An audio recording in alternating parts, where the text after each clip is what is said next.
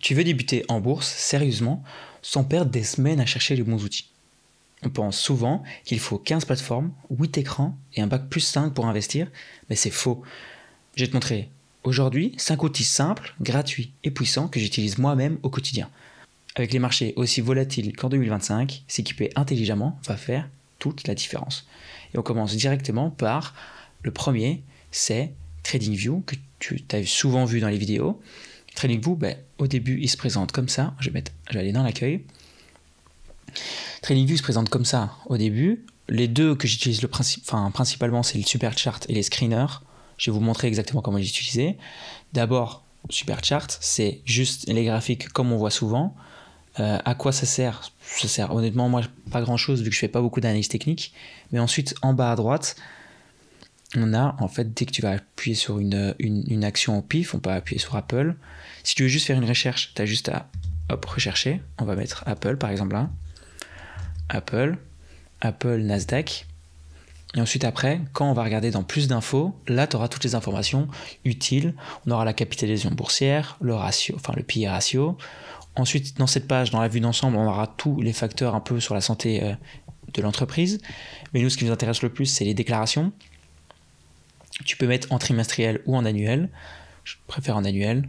Compte de résultats. Et là, tu as toutes en fait, les informations que je mets souvent dans les vidéos.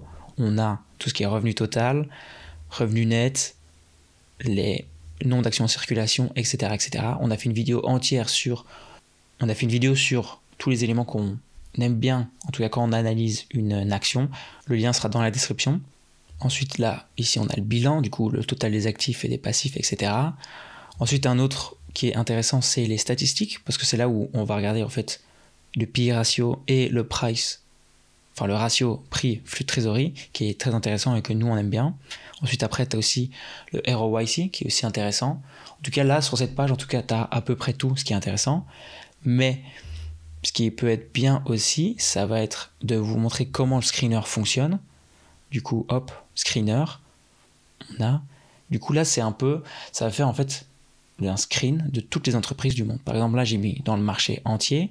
Je veux que ça soit une capitalisation boursière plus grande ou égale à 10 milliards d'euros, à 10 milliards de dollars. Ensuite, on peut choisir le pays qu'on veut, etc., etc. Et ensuite, après, tu auras une liste de toutes les entreprises. Du coup, c'est toujours intéressant à savoir, c'est toujours chouette et c'est une bonne manière en fait d'avoir des idées un peu dans quelle entreprise investir. Ensuite, là, vu qu'on parle d'outils, je vais te montrer en fait rapidement pour moi quelque chose qui va être un des trucs les plus stratégiques de tous. Et c'est Macroscope. C'est mon média personnel où je décrypte en fait la bourse, l'économie, les tendances long terme. En fait, chaque semaine, je vais y poster en fait des analyses claires, synthétiques. Là, tu peux voir que j'ai déjà posté Google et Apple. Si on regarde, on a un peu mon analyse sur Google, donc court terme, long terme, une analyse SWOT, et ensuite après, tu as une synthèse pour les investisseurs. Et on a fait la même avec Apple. Si mon Wi-Fi veut bien. On a fait la même avec Apple. Donc ça, c'est toujours intéressant. Et ensuite, après, on a aussi rajouté tout ce qui est outils où il y aura juste un calculateur d'intérêt composé. Mais après, on va mettre tout ce qui est simulateur intelligent, des outils interactifs, etc. On va essayer de combler un peu tout. N'hésite pas à regarder. En gros, si tu veux gagner du temps, prendre les bonnes décisions et éviter surtout 90% des erreurs des débutants, ça va être ici que ça va se passer. On va parler de macroéconomie, d'économie, de bourse et des essentiels un peu de toute la finance. Ensuite, la troisième outil, ça va être MacroTrends. Et MacroTrends, c'est un peu comme TradingView. Donc attends, je vais juste aller ici. Quand tu vas aller la première fois sur le site, c'est ici que tu vas aller. Là, tu as le Stock Screener. C'est à peu près ce que je t'ai montré sur TradingView. Mais ensuite, tu peux aller dans Stock Research, si tu appuies. Si tu appuies juste sur n'importe quelle entreprise, tu auras en fait un récap de tout, avec un peu plus de données que TradingView. Du coup, c'est toujours intéressant de combiner TradingView et MacroTrends. Là, tu peux voir, on a des données jusque 2009. On a à peu près tout, la balance sheet, du coup, le bilan, tout ce qui est cash flow, etc., etc. Ensuite, on a même les ratios clés qui sont toujours très intéressants. C'est deux J'utilise ça en fait avec TradingView pour tout ce qui est analyse en tout cas analyse fondamentale. C'est toujours intéressant. En preuve, là, tu as à peu près tout. Tu as des récaps, tu as des comparaisons avec les années suivantes, enfin les années précédentes. Du coup, c'est toujours intéressant, c'est toujours bien. Ensuite, le quatrième outil que j'utilise pas tout le temps, mais souvent, en tout cas, c'est Stock Circles. Et ça va être quoi? Ça va être savoir dans quoi les meilleurs investisseurs du monde investissent. N'utilise pas ça pour trouver des entreprises, utilise les stock screeners, les analyses fondamentales, etc. N'achète jamais une action parce que quelqu'un l'a acheté, mais là, utilise en fait ça pour soit renforcer une idée ou soit essayer de comprendre à peu près pourquoi et quand certains investisseurs vont faire. Par exemple, pour aller sur Michael Burry, on peut voir que dans les latest trends, du coup, ces derniers trades, on peut voir que là, il a tout vendu. On a fait justement une vidéo sur ça il n'y a pas très longtemps, le lien dans la description.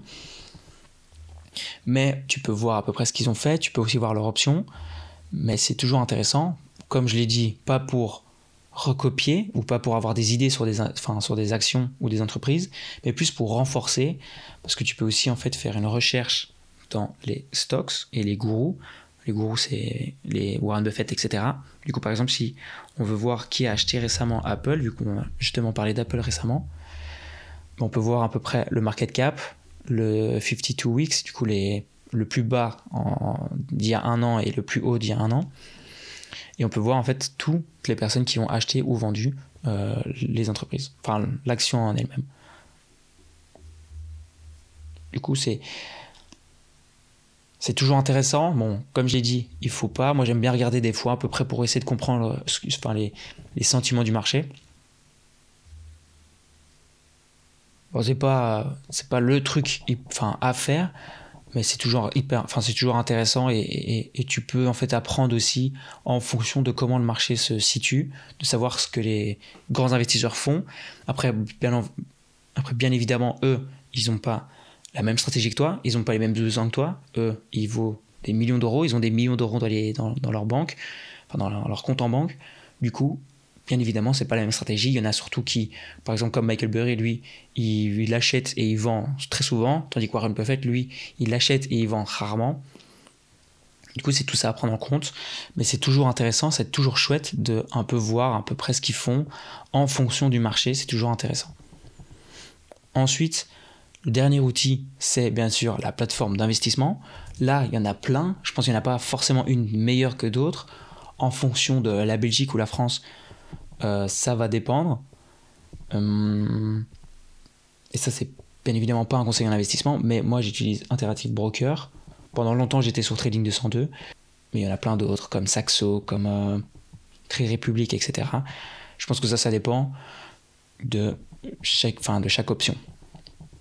Et ensuite, un autre outil, mais ça, c'est pas vraiment un outil, c'est plus une plateforme que j'utilise, et j'en parle souvent dans les vidéos, mais c'est sur CNN, CNN Business, et c'est le Fear and Greed Index. C'est toujours intéressant parce que ça peut voir en fait comment et quelles émotions en fait dirigent le marché. Là, on peut voir qu'on est dans le greed, mais qu'il y a récemment, en avril, il y a 2 mois, on était dans l'extrême peur, surtout dû aux tarifs et